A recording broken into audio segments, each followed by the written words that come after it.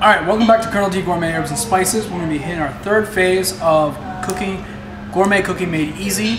And we're going to start it off with a little bit of mac and cheese. So today we're going to be doing a smoky mac and cheese, or barbecue mac and cheese in some ways, with a little bit of blackened chicken tossed up inside there. So I got some chicken thighs, which are my personal favorite. It's got a lot of flavor. So I just got it in this regular mixing bowl. So I'm going to start off with about 2 tablespoons of the Colonel's Bayou blend.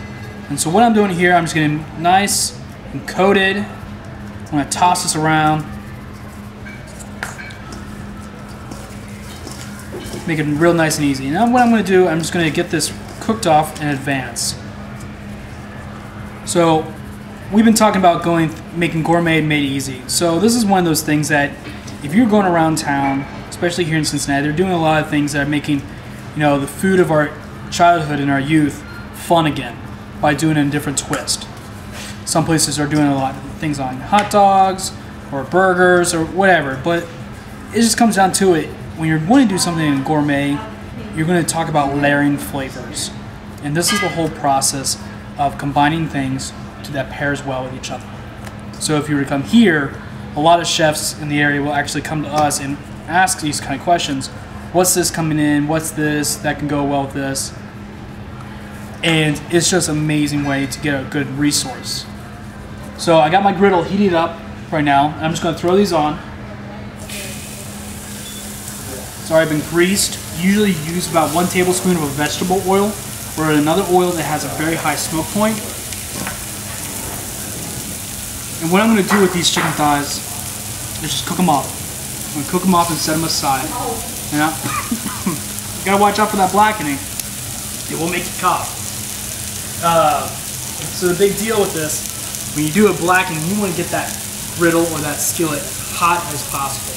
A lot of people just throw on the Cajun spice and call it a day. No, but when you're doing a blackening, you gotta get the carbon. That's where all the flavor is at. So while these are gonna take about, I would say, 5 to 7 minutes to cook up all the way. And while that's going, I'm going to start my next step. Alright, so our second step is, making the cheese aspect. I'm pretty sure that everybody's familiar with a little bit of prep work. So this is my little trick that I like to do that gets all my cheese sauces all ready to go.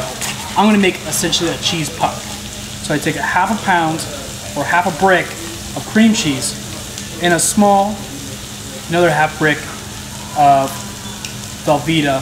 And what I'm going to do, I'm just breaking this up a little bit, and I'm going to mix this together.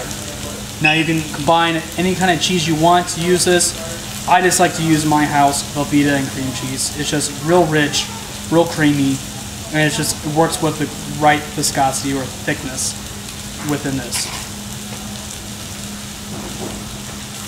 So while making sure to double check on my chicken thighs, I'm going to go ahead and turn these, and these are looking great.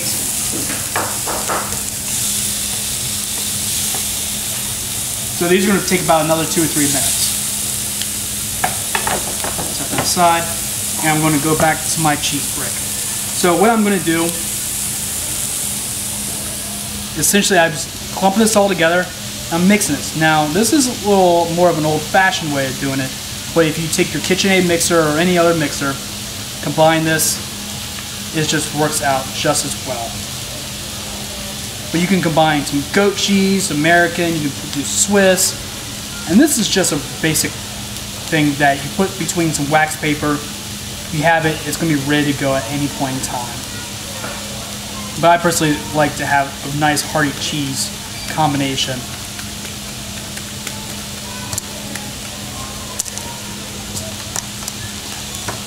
So now I'm going to separate this into 2. What I'm doing, I'm just patting it, forming a ball. I'm going to separate this again. I'm going to make an actual puck. And this is when I would actually put this between some parchment paper or some wax paper. Real easy, especially if things are already thawed out. It's just a lot quicker to do.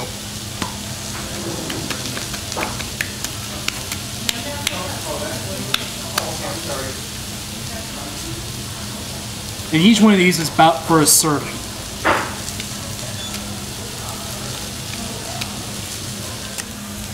So while the cheese putts are made, chicken is finishing cooking off, I've already taken the liberty to get the milk and butter together. And I just did about a cup of milk with about 4 tablespoons of butter. Basic concept. And what essentially we're making is a different type of Alfredo. So with that, got my cheese puck. I'm going to put it right here in the skillet. I'm going to add a nice little caramelization on here. And it's going to develop that depth of flavor. I'm going to keep it moving because it's going to start to stick a little bit. So with that, I'm going to add the Colonel's Smoky Rub, and this is going to give us that barbecue like flavor. It's got a nice little bit of hickory powder, which is a really cool process.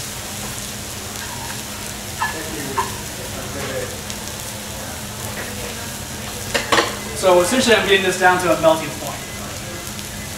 If I want to, I can add in a little bit another cheese puck for additional richness. So I took my butter and milk combination right here. I'm just going to add it in.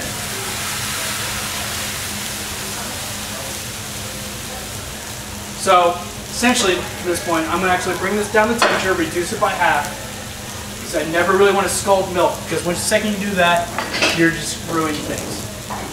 And I'm just going to slowly mix and stir this cheese puck into the milk mixture. And what this is going to do is going to make a bechamel or a gratin sauce, which is so familiar and so easy to do, but it's going to be really, really good. And this is going to take a little bit. So it's going to take about, I would say, 5-7 minutes, and I want to make sure it has a nice, thick consistency.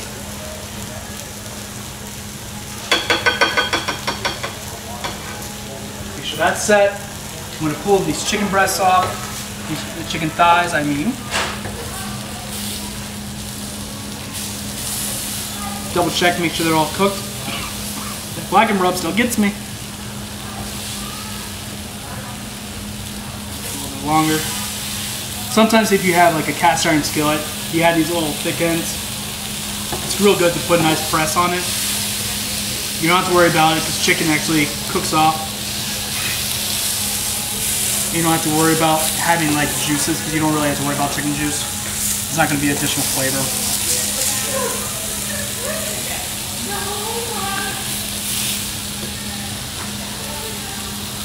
Now that this is set aside, that's enough for about 4 servings right there. I want to go back to my cheese mixture, check on it, see to make sure it's going to be nice and thick. And if I need to, I can increase the heat, get this soup back to a slight boil or simmer, and then go about reducing it again some more. If I need to thicken this up, which I think I'm going to, I want to add another cheese puck to it.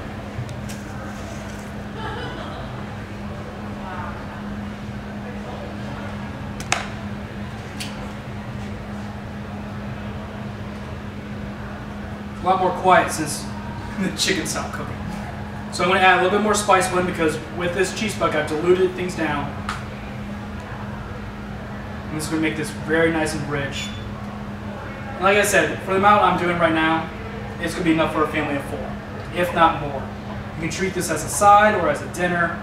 If I was going to do this as a dinner, I'm going to put some nice garlic toast or use one of our blends here like the garlic goodness or Cipollaglia Italiano as a garlic bread, and it'll be really, really good.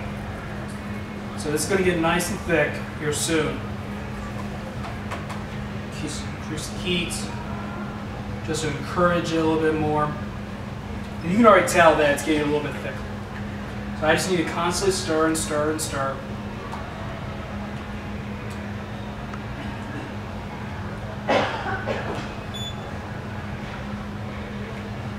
Work on those outer edges.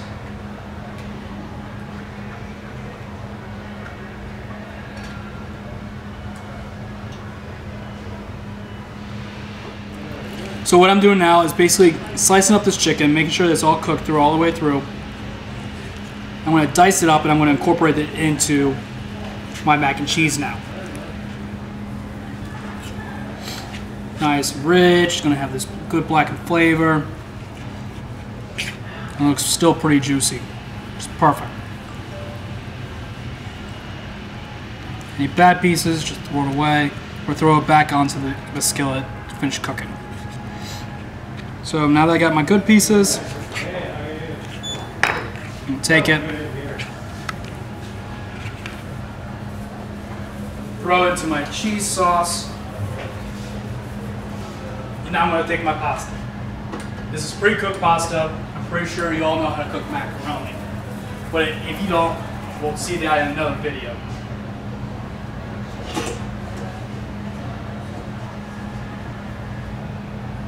Good amount in there.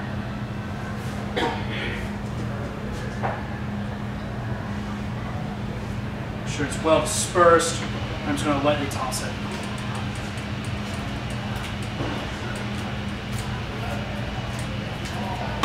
And that's it. Gourmet made easy. Barbecue mac and cheese with blackened chicken. And if you want to see any more of these recipes or anything else like that, or any recipe in general, come down here at Colonel D Gourmet Herbs and Spices, either at Jungle Gyms or at Finley Market. We'll be able to take care of it. And good eating to you guys.